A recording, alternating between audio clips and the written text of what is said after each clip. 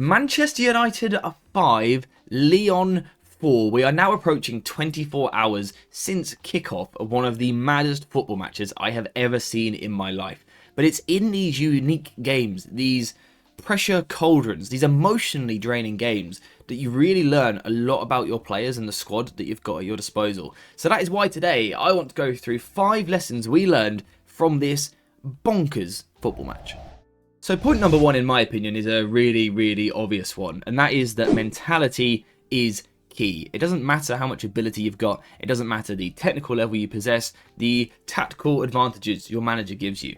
If the squad don't have the right mentality, you're never going to win a football match. Does Amorim deserve credit for pushing Maguire into the front line? Yes. For bringing Kobbie Mainoo into that inside forward position? Yes. For dropping Bruno deeper? Of course, but none of that matters if the players don't have the mentality that they want to win that game. You only score 3 goals in the last 8 minutes of a football match if you genuinely believe that you can. That is the mentality, that sort of never say die attitude that United need moving forward. Harry Maguire, the adversity that he has faced in his Manchester United career, the scrutiny and criticism, but not just that, the abuse that he has received, which is never acceptable, by the way. To come back from that, to produce that last night and have that moment is just incredible. But also Lenny Yoro, that desperation to win, blocking a shot, nearly taking a boot to your face because you are that keen not to concede. Now, yes, a lot of people will go, but AJ, we conceded 4, so it didn't exactly work. But you see what I'm saying? That's what you need. Those players that are fully committed. Old Trafford felt fully committed. We need to see that atmosphere on a more regular basis because it clearly does something for the players. We need more of that. But certainly, regardless, mentality, there's a weakness there, as we saw when we started shipping goals and sort of capitulated. But also, there is a strength there to come back at the end. And that's what we need to build on. Now, point number 2 is less of a psychological one, more of a tactical one and perhaps a technical one as well. And that is the importance of platforming your players. 12 months ago, we sat here in these videos, these streams, we had chats in Discord as well, about a man called Casemiro. And there was this perception that he was washed, that he was past it, that he couldn't do it anymore. And I was someone who kind of agreed with that he was long past his best and he didn't really have anything to offer to United anymore. We all knew that Erik ten Hag's system perhaps made him vulnerable, sort of exposed him. But what we have seen under Ruben Amorim, particularly in the last month or so, is if you protect a player, if you profile a player in the right way, if you assess their strengths, you assess their weaknesses, and then adjust their role in the system based on that, then you can still get footballers to be very good. It's why we were all so confused last year, because Casemiro went from this level to this level very quickly. And that's just proof that it's not always about the player's ability himself. It's about the environment he's in, the tactical environment he's in, the players he's got around him, you know, players that complement you. What we have seen in the past 6 weeks or so, and I'm going to do a specific video on this, is Casemiro transforming back to this amazing ball-winning midfielder. I don't know where we would be without him right now, sorry. But it's not just ball-winning like I've just labelled him. He basically gets us 3 goals last night. It's his presence in the box, which we'll come back to in a second. But it's his presence in those attacking areas that gets United back into the game. Suddenly we've got a confident Casemiro again. He looks younger than he did last season. He looks fresher. He looks more athletic. And that is because Amorim has done an amazing job of taking a player who looked past it and probably will still be moved on in the next 18 months. But in the short term, Amorim has assessed him as a player and been able to give him the environment to make him a lot better. For me, that is always the job of a manager, to make the players look the best that they possibly can. And with Casemiro, Amorim is doing that. That's the message moving forward. Let's profile our players a little bit better next season, or the rest of this season even, but moving into the summer and next season, bring the right profiles in, the actual players that we need, the attributes that we need in this squad. If you do that, we can see how quickly a player can just transform and flourish. Now, just sort of continuing on that Casemiro point, it kind of nicely brings us to point 3, and that is that football matches are won in the boxes. Now, that might sound like an obvious thing to say, right? But there is so much talk these days about tactics, about systems, about technical advantages of certain players. We talk about it all the time. It's what a channel is based on. Overloads in this area of the pitch, or rotating somewhere to make a space here. Whatever. All of that. It's important, of course it is. It allows you to gain territory, it allows you to control momentum of games, phases of play, of course. But at the end of the day, you win a football match with your ability to attack up here and to defend over here. And we saw the good and the bad from United in this game. The bad, of course, being defensively. There's mistakes on the goals. This goal in particular, we just never really contact the ball properly. We never get it cleared. Lyon are there. They dominate us. They scored a goal. So that's us not winning that box and therefore conceding goals, and it nearly put us out of the tie. But on the flip side of that, what we saw in this game was late on, with Harry Maguire, with Casemiro in the box, and I'm not saying we should always play those two up front, but you see the value in players that win contact in the box. There's been a lot of discussion about Højlund this season and his movement, his positionings, his timings, not getting enough touches, not competing with the centre-backs enough, whatever it is. With Maguire and Casemiro, you see the effect of putting a good ball into the box and having a player that is going to make the first contact. And I think that's something that United are going to have to learn from and look at as we move forward, particularly towards the summer and the transfer window. I'm not saying we have to sign a striker, or I'm not saying specifically what position we need, but what we clearly need is players that make an impact here in this box and are physically strong and can get on the end of a cross or are intelligent. We need that.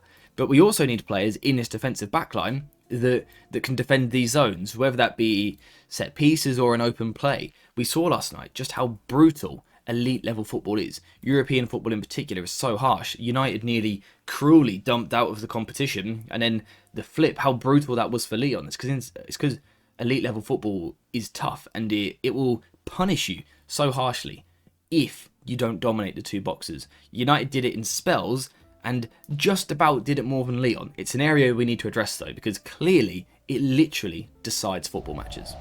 Now, point number 4 is, whilst we were all happy at full time and ecstatic and excited and confused and every single emotion physically known to humans, there was still a problem during this game, and that is a tactical problem that Ruben Amorim has faced for most of the time he's been at this club, and that is that we are too passive defensively. We saw it particularly in the second half, a United side that just dropped off a little bit. We drop off and give the opposition too much space. Now, what a lot of people will say to this is, you can let the opposition have the ball. There's nothing wrong with playing deep defensive football, because if you let them have the ball, you can be deep, you can be compact. And I completely hear that. I completely hear that argument. You know, if you sit in your 5-4-1, United are quite difficult to break down. Absolutely. But I think momentum shifts are so huge in football. We were talking about mentality earlier. If you're a team that dominates possession and presses the hell out of the opposition and wins the ball really high, mentally it's so draining for the other team, because they feel hopeless. They feel that they can get nothing out of you really. Whereas with United's approach, we have these spells in these games, and they're almost 20-minute spells at times, where we go passive. We sit behind the ball in these deep situations, and what that does, again, we're talking psychologically here, is the Lyon players go, okay, suddenly I've got a bit of time on the ball. You know, Tolisso gets the ball in midfield, and now he can take a touch, and he can get his head up, and he can look forward. Someone like Veretout can do something similar. Suddenly, Lyon have that ability to grow into the game, and this is what United need to try and cut out. Now, I don't think it will happen this season, because I don't think Amorim truly trusts the current squad to do it. But as we head towards next season, once again, there's a clear message there. We have to be more aggressive. We can't sacrifice these spells of matches where we just let the opposition have the ball, because they're going to grow in confidence. And we play at a level of football where if the opposition have confidence, they always have a chance of hurting you. You know, United looked so comfortable last night. Suddenly, Lyon get a sniff of confidence. They start getting touches on the ball. They start creating. They score the goals and destroy us for 30, 40 minutes, whatever it was. That cannot happen moving forward. Amorim has to find a way in the future to be more aggressive, to get this team up the pitch and make it eventually so that the opposition are hopeless, that we just run them off the park, that we dominate them, that we destroy them. That's the point we need to get to. We are miles off of that, but I think the end goal is obvious. This passive football cannot last too long. Now, once again, point number 5, the final point, actually ties in quite nicely with that, talking about passive football. Normally when we talk about passive football, we talk about a team that is deep defensively and doesn't press high enough. But I also think you can be passive in possession as well. You can be a team that keeps the ball around the halfway line too much. What we saw last night is that when United move the ball at speed, that's when we are at our best. Now, I'm not talking purely about transition. In the first half, this wasn't a transitional game. We spoke about it in the video this morning. It was about, you know, Maguire picking the ball up and quickly moving the ball forward, particularly with Lyon playing a high defensive line. We were looking for those passes in behind. The movements from the front 5 were quick, and that's important as well. It's not just the speed at which you move the ball, it's the speed at which you move yourself to create space, either for yourself or for a teammate. United were at their best in this game when we played quickly, and for me, that is a large part of the identity of Manchester United. I am a possession football fan. I do like to see a team dominating the ball. But I think when we're dominating the ball, there still has to be that intensity to the way that we do things. And like I said, I think for a club like Manchester United, a stadium like Old Trafford, a fan base like the United fans, we want to be entertained. Because that's what we were always treated to under Sir Alex Ferguson, right? And even prior to that for much older fans.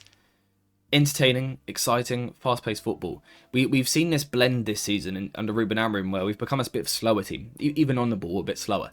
Last night showed that, of course, I want us to be a team that controls games, that has possession, etc. But that speed, always in football, speed and power is decisive because it's terrifying. It is terrifying to try and deal with. You're those Lyon defenders and you see, here we're talking about power. Maguire in the box, you're terrified of him. And in terms of the speed, United quickly getting the ball into him. Those Lyon defenders didn't have time to set themselves because Bruno Fernandes would get the ball when he'd lump it into the box. Playing with speed doesn't always have to be a winger picking the ball up and sprinting 30 yards and dribbling at people. It can be passing quickly, it can be rotating quickly, it can be quickly lumping the ball forward. But speed in play, intensity in play, is something that I think Manchester United fans will always want. And I think it's something where Amorim and also Ineos sort of setting the idea, the identity behind the team, they're going to have to find that middle ground between this idea of possession and control, but also entertainment.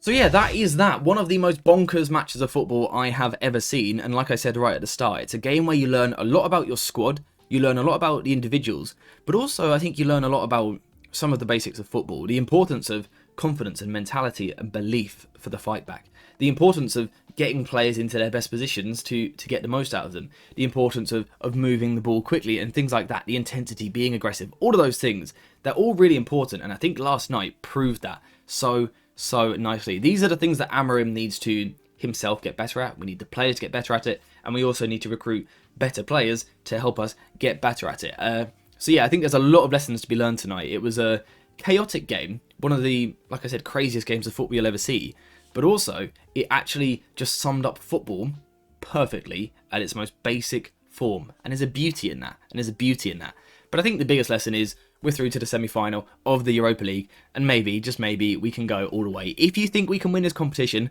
leave a like on the video, drop a comment, subscribe to the channel, and turn notifications on, because that just shows that you really believe in this Manchester United team. I do. I think we're going to go all the way. Will we? We'll have to wait and see. That's a video for another day. For today, we're finished there. Thank you guys very much for watching. I hope you have enjoyed this. And as always, I'll see you in the next one.